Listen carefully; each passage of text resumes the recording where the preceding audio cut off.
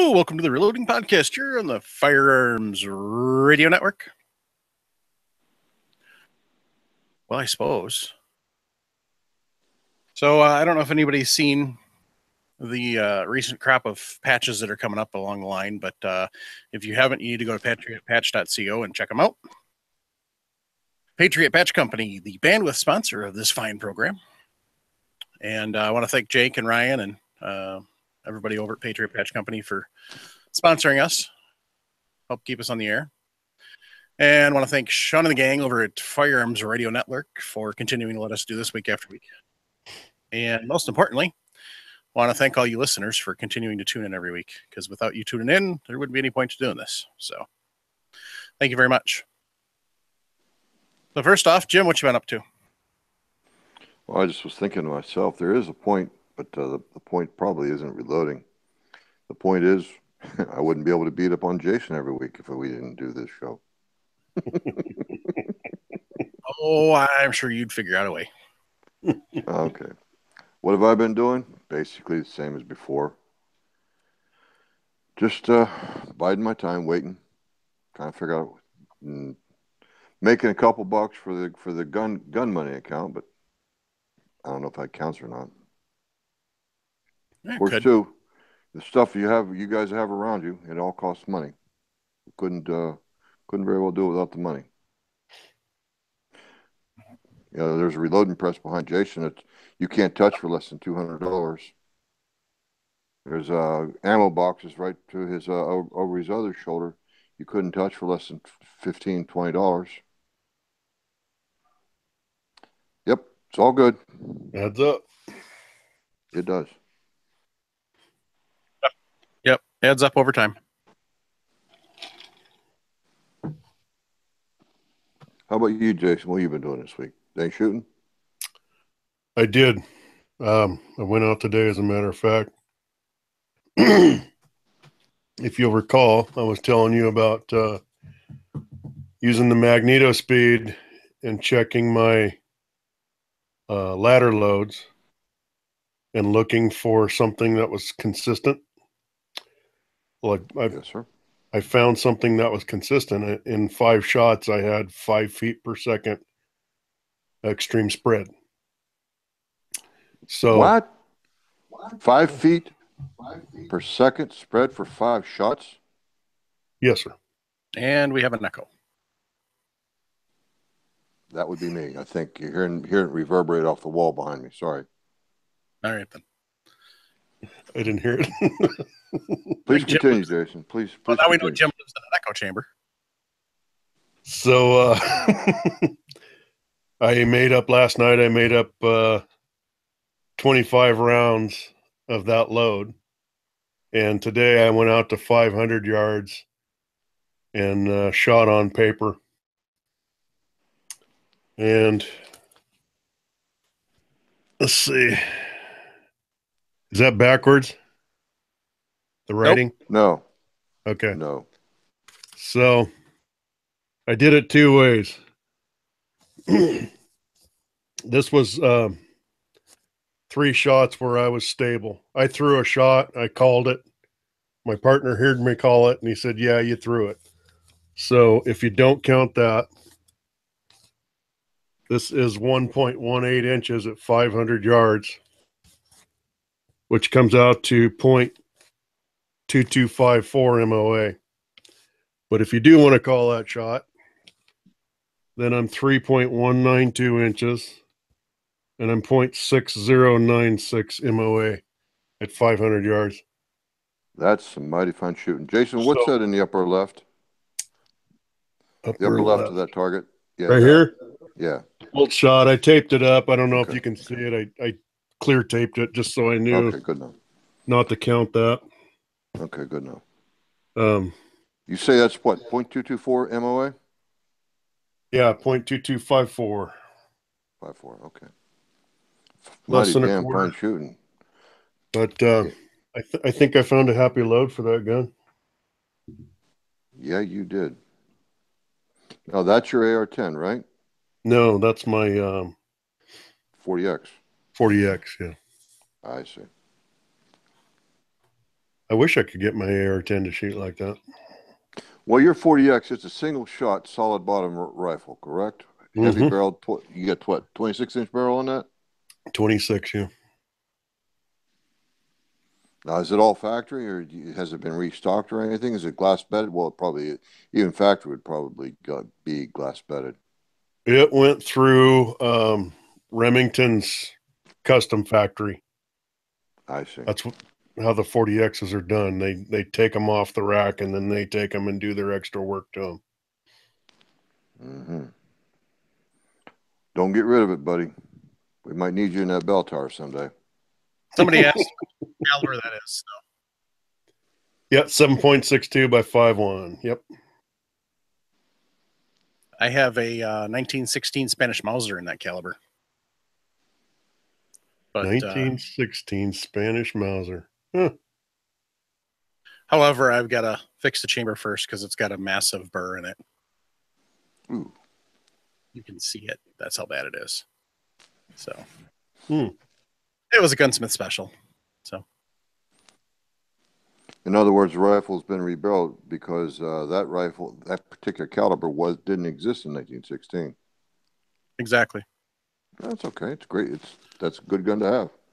Good caliber. Yep. I may rebarrel it in 308 just to be done with it. I don't know. It is 308. Mike, didn't you just say it was barreled in 308 already? Just had a burr in the chamber? 7.62 by 51. Oh. Which is not 308. It's close, but you can't run 308 pressures in it. It'll go kaboom. Right. Even after you rebarrel it, you won't be able to do that. Yeah, if you rebarrel it. Go ahead. No, if you rebarrel it in 308, it's the 308. The barrel itself, the chamber itself, is where the issue is. Plenty of them have been rebarreled in 308 over the years without any problems. So I don't know the exact details. All I know is 7.62 by 51 isn't designed to handle a full hot load 308. So something with the chamber dimensions causes a severe pressure spike. I don't know. Someday we'll get somebody on and clarify that. But if I remember correctly, and we're trusting my memory, so take that for what it's worth. It's the 7.62 by 51 is actually slightly larger than the 308 is. Which, if you think about it in machine gun specs, would make sense that 7.62 by 51 would be a sloppier chamber used for machine gun rounds versus a regular 308. But yeah, it causes it can't handle the pressure. So that's the one thing I know for sure, for a fact, is you cannot run a full 308 load in a 7.62 by 51R chamber, or not 51R, just 51. Oh, thank you. I was about to call you on that one. I do that all the time because I had a Mosin for a while. So every once in a while, when I'm talking 7.62, my brain automatically gets that 550. And then I go 1, and then I throw the R on there for some reason, even though it's not a ream cartridge. Actually, folks, what this is all that ether fumes from the reloading that Mike does. Could be. You never know. Yep. So, Tony, to answer your question, do not do what I do. This is off the recipe, off the reloading manual, but I came up with this in quick loads. My overall cartridge length is 2.955. My case capacity is 55.40. I'm using Peterson brass, 175 grain TMK. And I am using 49 grains of Alliant Reloader 17. So I'm off books. I'm under pressure, but I'm off books. So sorry. Yes, Jim, you wanted to say something? I apologize, Jason, for clearing my throat in your conversation. That was rude of me. And I'm getting speeds of 28.35 feet per second out of that load. Nice.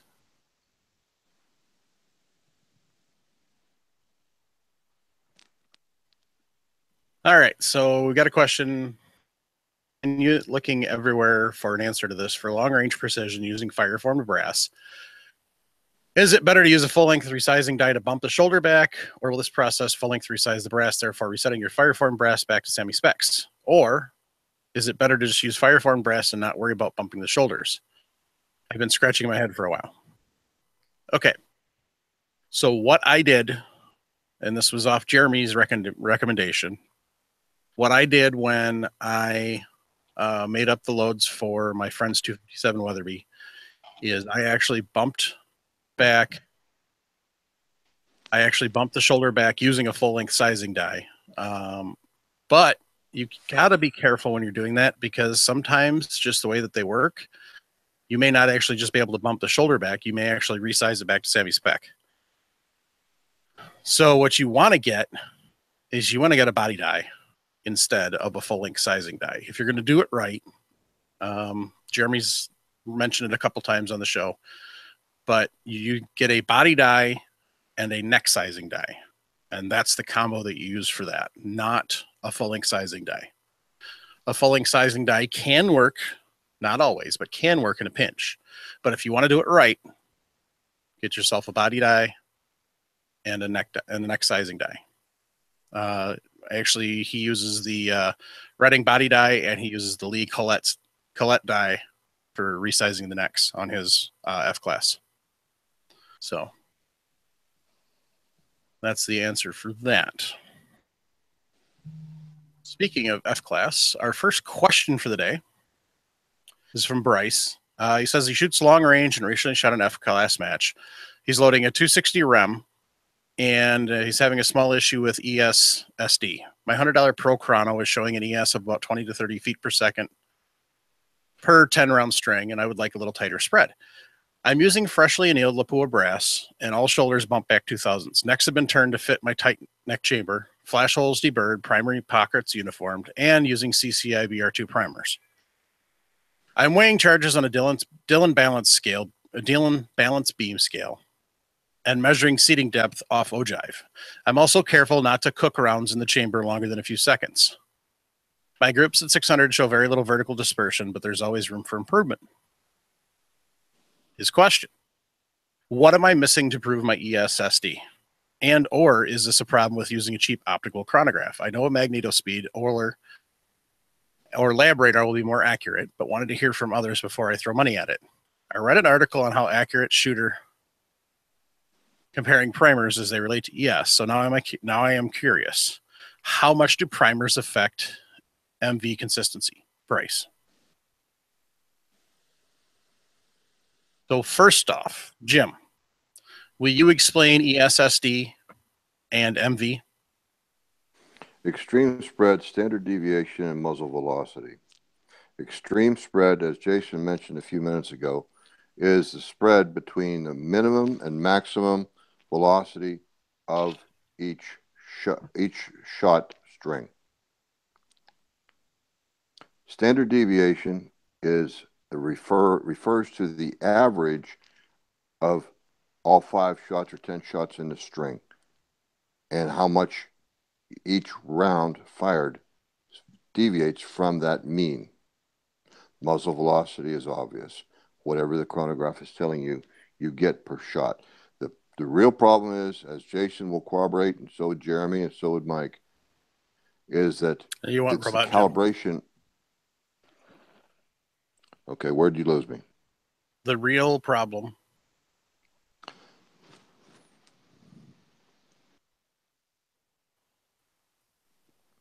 The real problem is the calibration of each and every individual chronograph.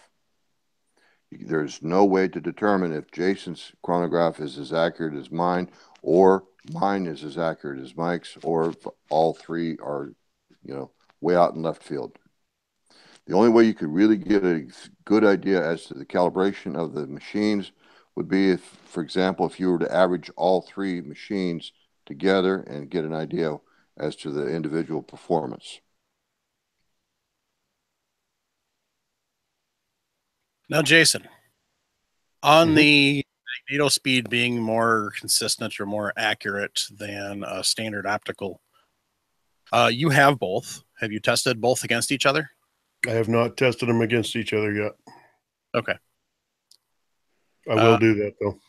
That would be my wonder. My guess off the top of my head, knowing how the optical chronograph works versus the magneto speed, and knowing the errors that are inherent to an optical chronograph in the first place, I'm going to guess that the small issue with the ESSD is more from the chronograph than necessarily the charge. There is a possibility if he has a huge variance in case capacity to begin with, that he could be getting that ESSD from that. But my guess would be probably, first off, would be the chronograph itself. Because just like any other measuring device, you have close enough, good enough, and then you have precise. So, as far as primers, you're using a bench rest match grade primer now. You're not going to notice much difference. Now, the possibility does always arise that how full your case is could have an effect also. Because if you're, and this isn't case capacity, this is how much powder is actually in the case. If your charge only fills the case halfway, then it's possible that depending on how you store the rounds and how long they sit in the rifle before you actually shoot, the powder could settle, and instead of lighting the back end of the powder and burning from the case head to the bullet, it actually burns both directions at the same time on some of them, or from front to back, and they're not all burning consistently, and that could cause a problem too. Mike, excuse me for interrupting. Yeah. Remember, Jeremy has always told us that his charges usually are mildly compressed. Right. Thereby basically making the charge in the case pretty much of a solid mass. So you get more consistent ignition that way. Yeah, and that's what you're shooting for. With Bryce, I don't know if that's the case capacity because he didn't give specs on what the load is. So it's possible that it's possible he's using a powder. I would highly doubt it. With most of my experience with rifle loads, even on a ball powder, you're still looking at 3/4 of the case being full. So the chances of a situation like that happening where the primer is actually shooting over the powder and not burning from the back to the front is slim, but I'm throwing it out there as a possibility. So yeah, I would highly doubt that's the case, but it is one of those cases that it possibly could be, but more than likely not. And usually you'd probably see a bigger spread than 20 to 30 feet per second also from that, if you're really getting goofy burns. Did he check his projectiles, Mike? Didn't mention anything about it. Weight or measuring ogive to shank is something I would do. Yeah. He's using ogive for seating, but nothing for ogive to shank. Okay. But yeah. I can verify that on my load that I just came up with, I'm at 106% case fill capacity. Mm-hmm. That's when it really got tight. Even at 105%, it wasn't that tight. So I don't know exactly what that means. I'm still learning this stuff too. I'm just pointing it out. It means that you created a solid mass of powder in your chamber. That's exactly what it means, Jason, and you did a great job doing it. Thank you. So on a side note, Johnny Mac, I need your address. I'll be right over. In the comments, he said, whipping up some venison sirloin steak, listening to the Reloading podcast.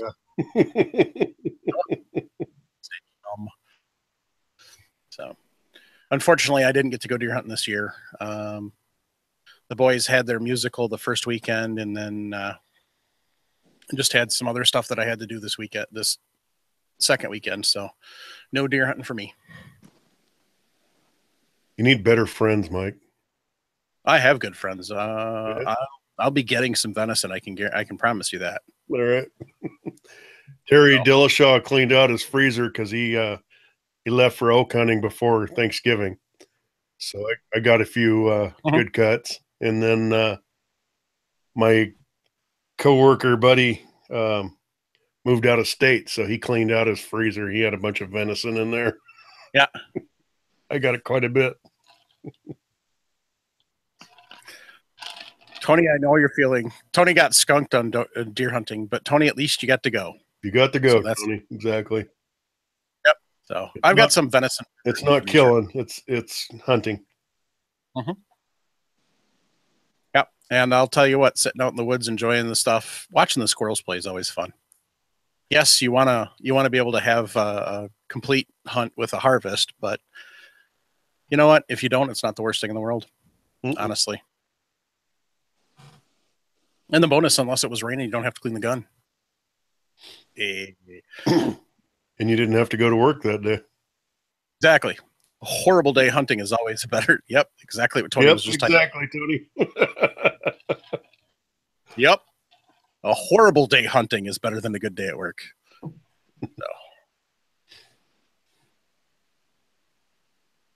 So got an update from Mark. We kind of covered a follow-up on his last week, or last recording. Wasn't last week. I should address that quick. Sorry we didn't record last week, unfortunately. Trevor wasn't able to make it. Jason wasn't able to make it. And then I had something come up that I was supposed to be done with 2 hours before the podcast was supposed to start, and I didn't get done with it until 3 hours after we would have been done recording. So it just went to heck in a handbasket. So sorry about that. Unfortunately, it happens sometimes. On a good note, though, I'm going to be working days starting Monday, the 27th. So I will be done by 3:00 in the afternoon.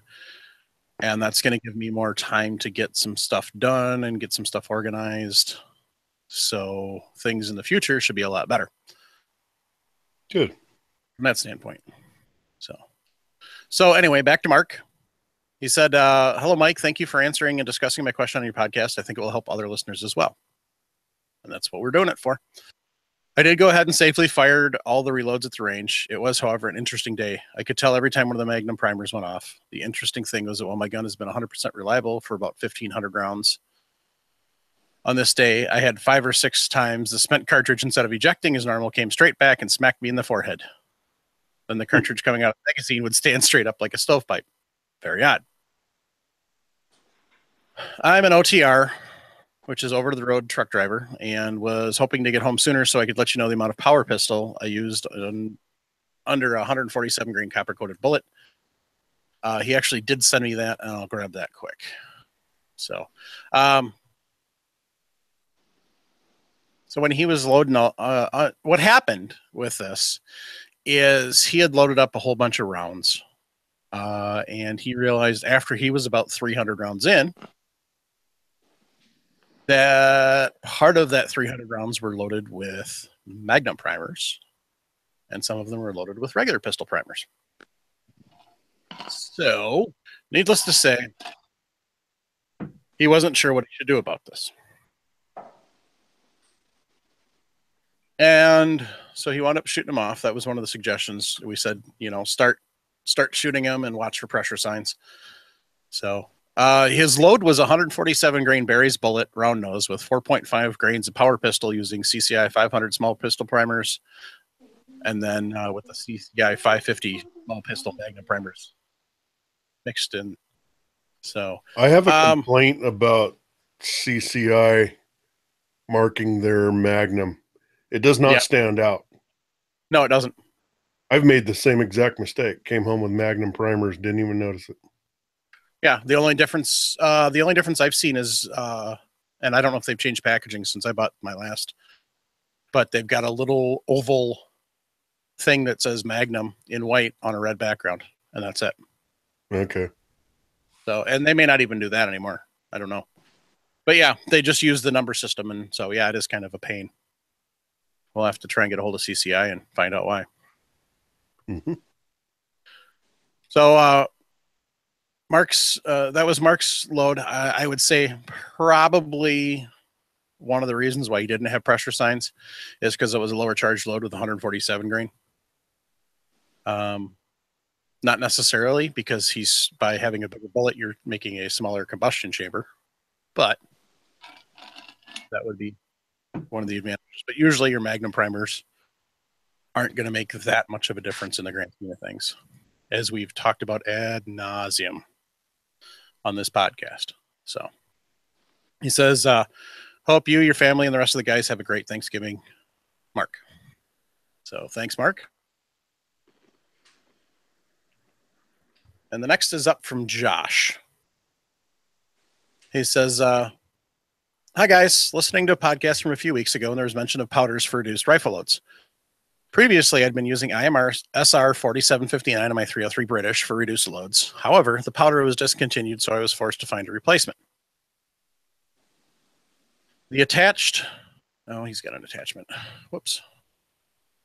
So this is a common problem with people find a load that will work for reduced loads, and then all of a sudden, the powder company stops making it. So what he sent me is, come on. He sent me just the stuff off of Hodgdon's website for information on those two. So he's using, he switched. So he was switching, and he says, the attached are what I found on the Hodgdon website for reduced loads in that search. I'm currently planning on giving the H4895 a try. Hopefully it works as good as the SR 4759, as it was much more enjoyable to shoot my Lee Enfield, making recoil similar to that of a 223. All the best, Josh from Nova Scotia, Canada. So he's included the notices on H4895 and also everybody's favorite for reduced loads, Trail Boss. And it just says, Hodgdon Powder Company has found that H4895 can be loaded to reduce levels. H4895 was chosen because it is the slowest burning propellant that ignites uniformly in reduced charges. To create reduced loads, the 60% formula is recommended. And what that means is find the H4895 load in the reloading data center for your caliber and bullet. Take the maximum H4895 charge listed and multiply it by 0.6. The load may be adjusted up from there to achieve the desired velocity and accuracy. This works only where H4895 is listed. Do not use in a cartridge where H4895 is not shown. For example, 30.6 with 125 grain Sierra SPOI bullet, max loads shown in the reloading data center is 53.7 grains. So 53.7 times 0.6 is 32.2 grains. Shooter begins with this load and may work up from there to obtain the desired velocity and accuracy for his reduced loads. Call Hodgdon Powder Company if any additional information is needed. And then for Trail Boss, it actually gives all the different cartridges that they've tested and loading and starting loads and maximum loads for Trail Boss. So you've got 22, 250, 243, 25-06, 270, 7mm08, 7 rem mag, 308 Win, 30-06, 300 Win short mag, 300 Win mag, 375 H&H mag. Yeah, you definitely want to reduce recoil in that. And 460 Remington mag. Yeah, you definitely want to reduce recoil in that too. I can tell you from shooting 303, it does have quite a wallop, and if you could get that down to a 223, oh my goodness, that would be a pleasure to shoot. So thanks for sending that information in. I will I will find those on the Hodgdon website and then put links in the show notes for those so that everybody can see them. So.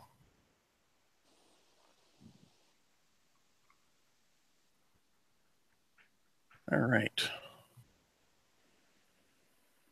Well, we went through those quicker than I thought we were going to go through.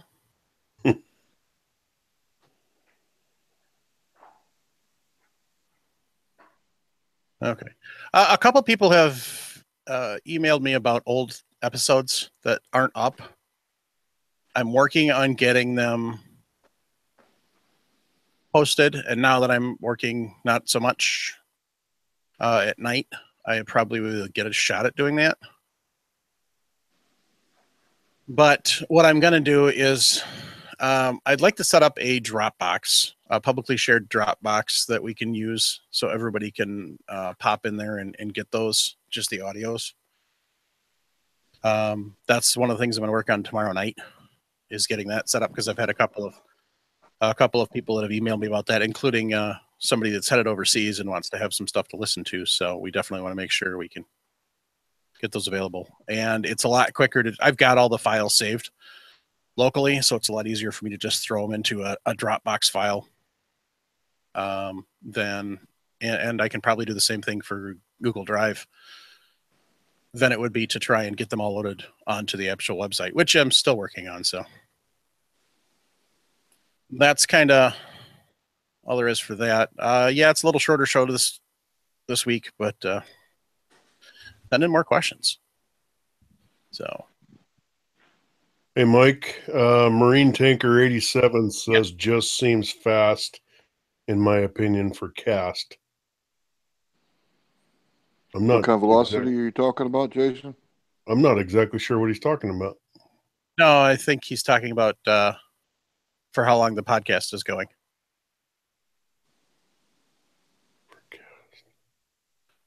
Okay.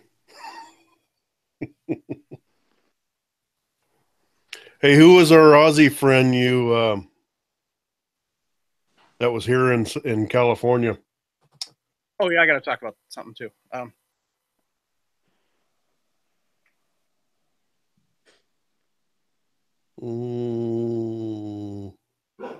Well, you guys are pontificating. I got a friend I want to throw a shout out to, Ricky. Hey, Ricky, what's up?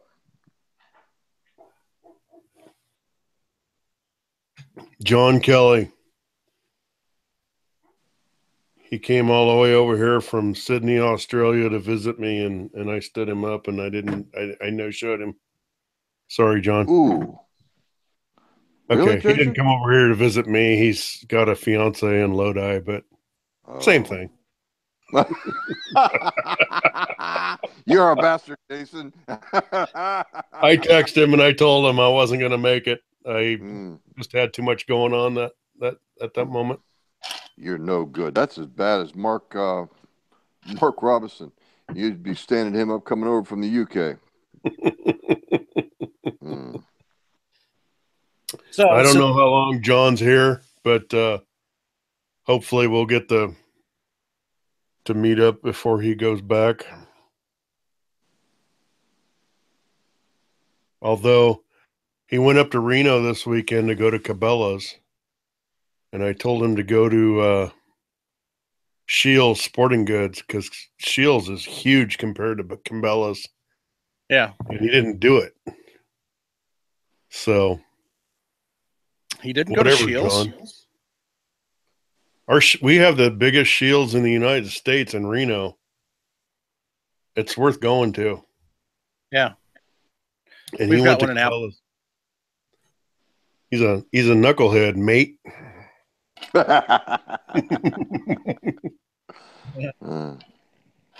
So I met up with another one of our listeners, Trent Fleming, about a week and a half ago. It was the Thursday before we would have recorded last weekend, but didn't.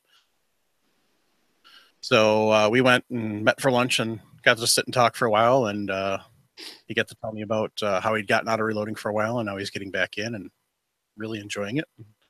Loves listening to the podcast. He was in town for business. So I'm in Madison, Wisconsin, y'all. And if you're stopping in, shoot me an email. If I can swing away to meet up with you, I love meeting up with listeners. So it's always fun. What did you say the gent's name was? Trent Fleming. Nice name. Yeah, he's probably a dickhead or something, I'm sure. Bite me, Jason. No, I'm friends with Trent on Facebook, too. He's a pretty good guy. A lot nicer than you are. Well, that ain't saying much. No, it's not saying much at all, really. I don't try to be nice, especially the likes of you, you bum. Well. Okay, so now it makes a little more sense for Marine Tanker 87's a little too fast for cast, or just seems too fast for cast, in my opinion.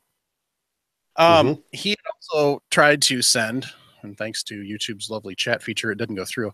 But he said, I loaded some 55 grain cast powder coated 224s with 23 grains of IMR 8208. Book shows 3,000 feet per second for a 23 grain charge and a 55 grain bullet. Wow. I've shot them. No signs of overpressure or leading in my barrel. Good for plinking. And he said, just seems too fast for cast, in my opinion. So, when you powder coat, that kind of changes the whole entire idea. It's not quite to full metal jacket standards, but when you're powder coating, especially if you're doing a decent job of powder coating, you're going to keep the lead from spreading and getting onto the barrel, and you're going to cut down on the gas checking. Now, when you're pushing something that fast, you're still going to need a gas check at the bottom of the bullet. So I guess that would be the question, is whether you're using gas checks or not. But honestly, from what I've seen, I've not personally done it, but from what I've seen, that's still not bad as long as you've got a gas checked, properly powder coated bullet. Because the problem you have usually when you're pushing bullets fast, especially lead ones, is you're going to run into gas cutting and overletting. And he says no gas checks. That's ridiculously impressive. Then you were running it that fast with no gas check. So I would probably look into putting gas checks on them. Also see if you could fire them into like some way to recover them and see if you can. Jason, when you shoot them into the sand, does that really tear them up pretty bad? Into your bucket? It sandblasts them. It doesn't tear them up real bad. Okay. So Ben, what you may want to do is take a look at Jason's 5-gallon bucket idea. Jason and Jim, and I'm sure various others. Take 5-gallon packet full of sand, and then get some rubber to put over the top, and then put the lid over that, and shoot them into that, and then recover them and see if there's any deforming. Ben, that's shooting laying the bucket on its side, shooting at the end of the bucket. Yep. Top to the bottom. So now, were you guys using playground sand or just white sand? Oh, okay. Silica sand or white sand? Yeah, just ordinary sand.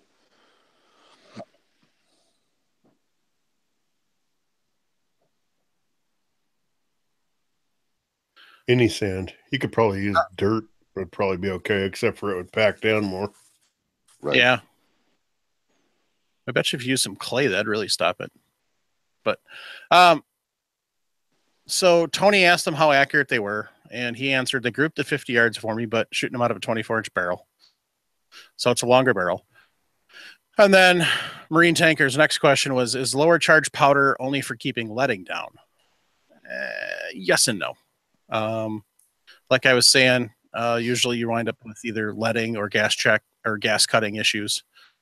And that's what I'd be curious to see. Usually if you're going to get gas cutting, you'll get leading too, but not always.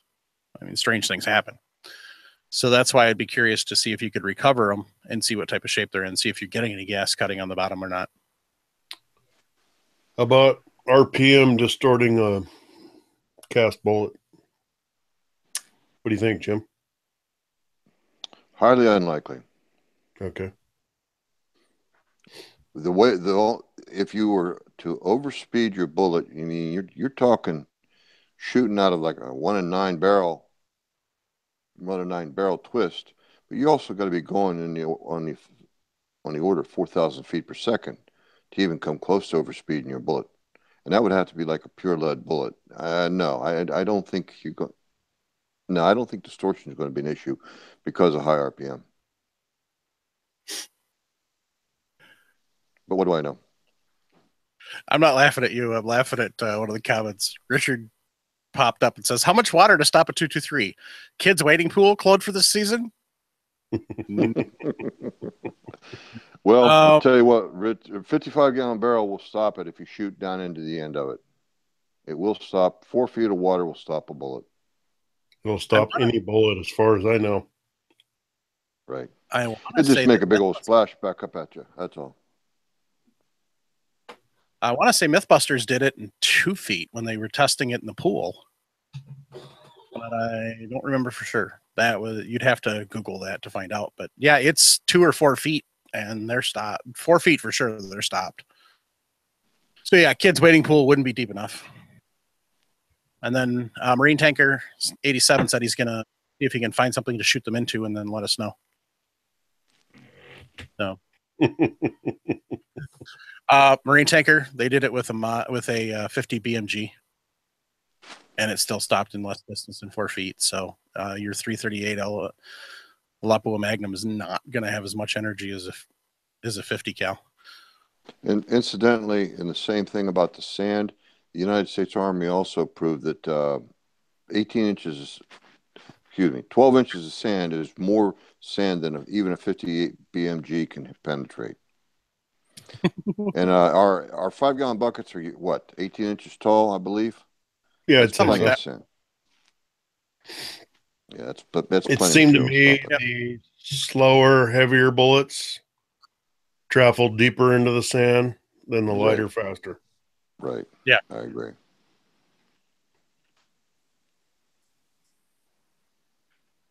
So that's something we should have listeners write in about. What have you done to create your own bullet traps? That'd be something fun to get writings on.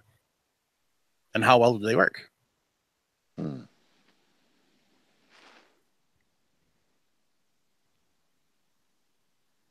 Excuse me.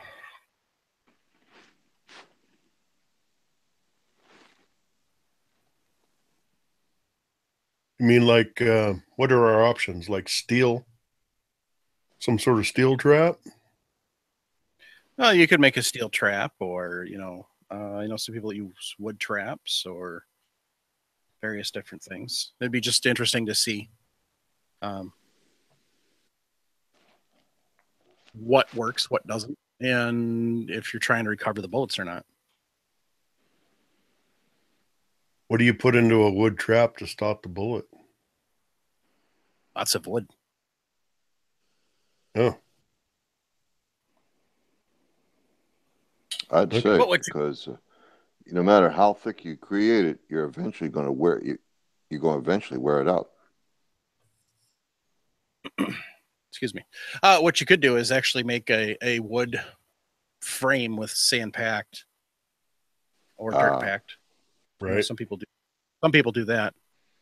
I gotta remember to talk at the mic.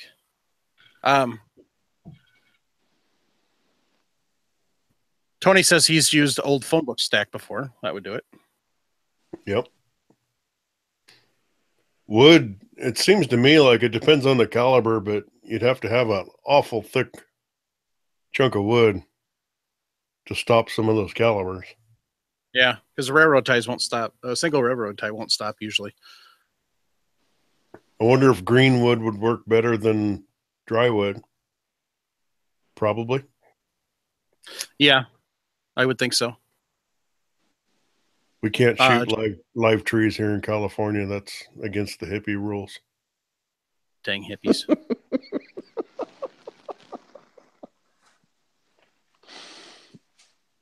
This is not a political podcast, so we'll just stop right there. Tony, let's do allow for good bullet recovery. So yeah, you could make up a frame for holding phone books, and then you could just swap them out when you're done. I'm sure there's got to be a plethora of phone books available. I would think it'd be cheaper to just use sand. Unless you haven't access to phone books or whatever. I could see that. Yep. Yeah. To me, sand would be easier to deal with, period. Just get a bucket of it, just like we discussed originally. It's a non-issue. Yeah. Although I've got weeds growing out of my sand bucket now.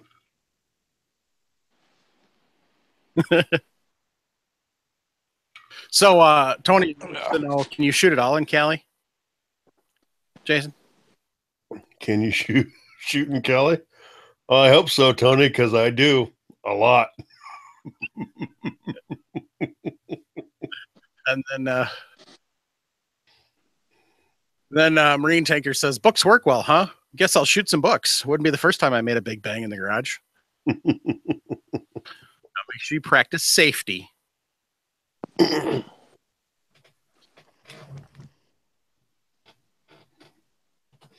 Oh, yeah.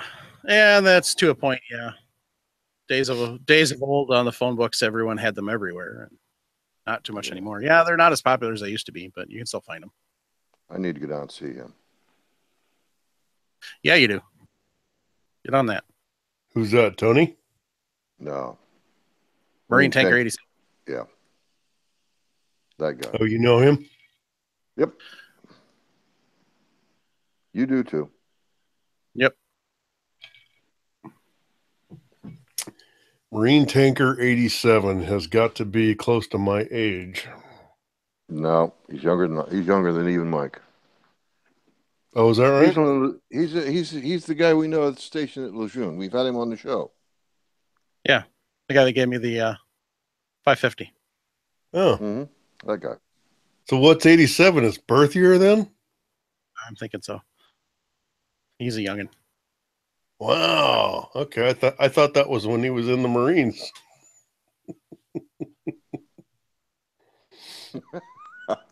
Wow. No, I'd say it's his birthday. Okay. You know who it is, Jason. What's up? You know who it is. He's an admin in the Dillon Owners Group. Does that help? Dillon Precision Owners Group. No, I'm not in that group, I don't think. Okay.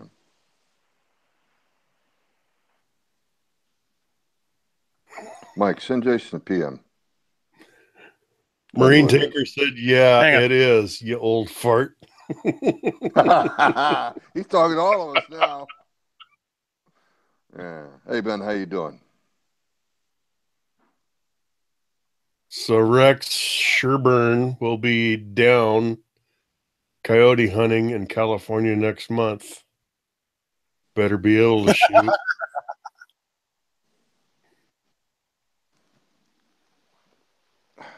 Where are you going to be, Rex? What town?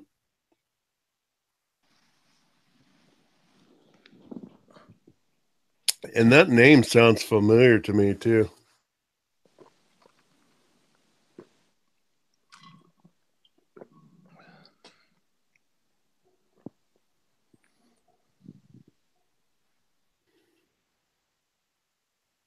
Did we lose Jim? There's Jim. I'm here. I'm here. I'm just moving around. I'm not comfortable, and I know I'm putting a reflection into the lens of the iPad. Gotcha. And I didn't want to put it on Rex, west of Corning. Do you need help coyote hunting? Do you need assistance? Should I come up there and meet you? I could help you.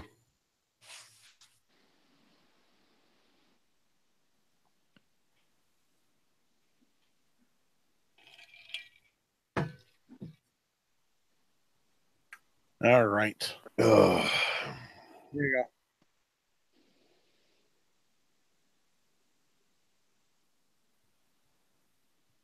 go. Okay, so you and Rex worked that out. So, want to thank everybody who tunes in to the live show. We appreciate it because, as you can tell tonight, we love having interaction.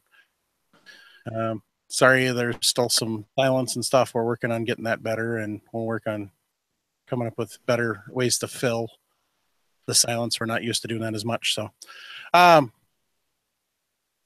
just because before when we were editing the audio podcast, didn't matter because I'd take the silence out. So just bear with us. We're getting better on that. I want to thank everybody who swings by firearmsradio.tv/reloading-podcast and hits up the Brownells and the Amazon. It doesn't cost y'all any more money, but if you're shopping Amazon and Brownells, it helps us out. And I want to take some time to thank everybody who's signed up as a Patreon. And that group is Peter D, Anthony B, excuse me. I guess we'll start that over. Good grief. So I'll make sure I finish coughing first. So you guys talk for a second. Testing 1, 2, 3, 4. Am I getting out? That's fabulous.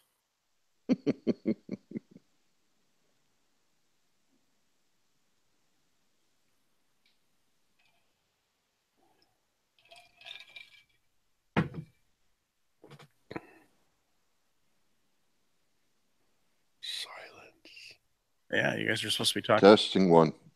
The Sounds of Silence by Simon and Garfunkel. It's the Isn't that- sounds of silence. Oh my God. Jason, you better start carrying that bucket full of sand because you can't carry a tuna even if you had the bucket.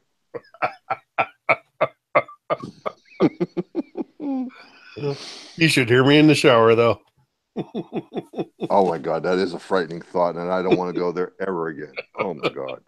All Why right, you gotta kids, make now, it weird, Jim? now that we've scared everybody for crying out loud.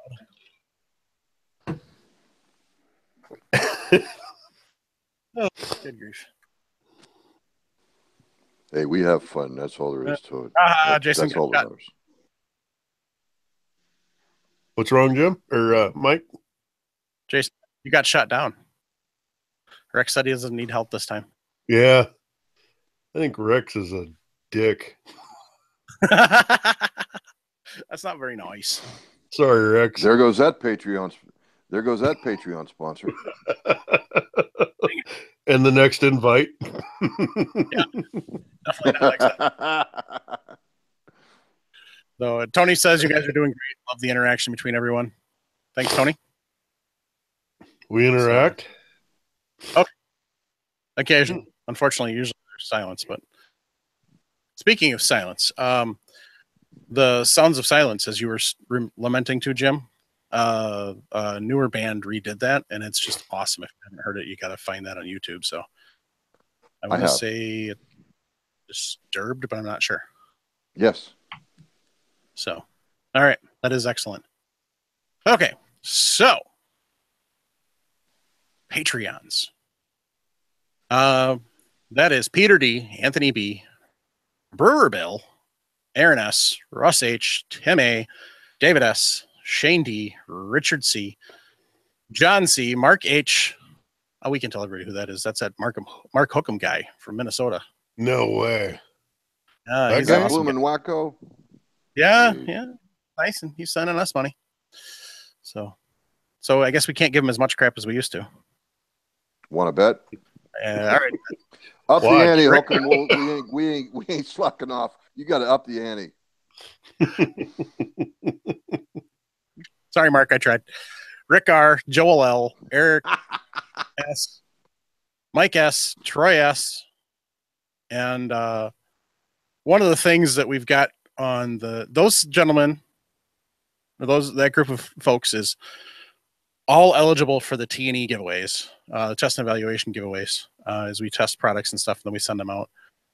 They're eligible to get those, be in the drawing for those. And then there's also Patreon requires you to have $1 a month level. And so we have someone named Mr. Attila the Hun that is giving us $1 a month. And we thank that also.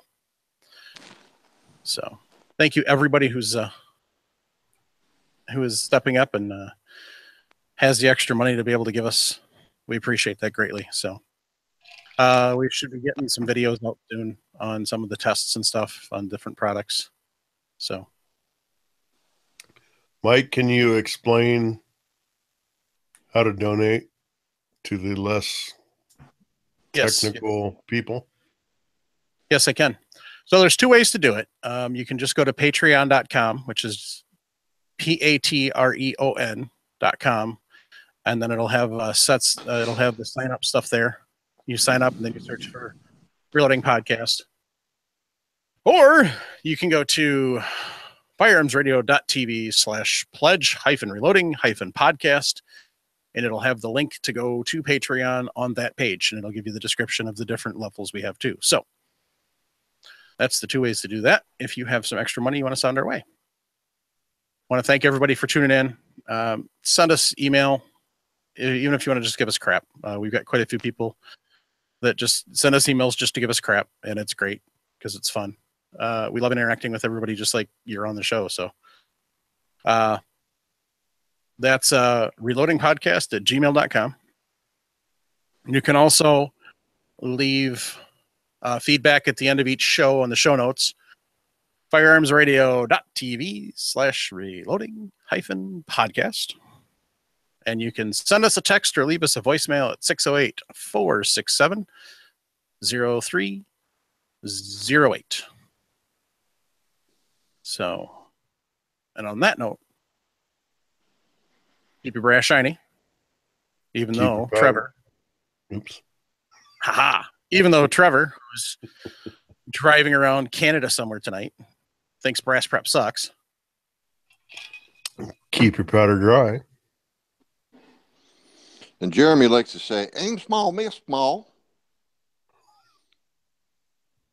And Exactly like says, that. Yep. Is that because he's Jim says, and Jim will try a third time. Keep your powder dry. No, geez, that's not the right one. That's Jason's line. What was my my tagline? Squeeze. Squeeze, honey. Squeeze it. Squeeze. Don't Squeeze it yank that trigger. hard. Squeeze it. Jason, didn't know you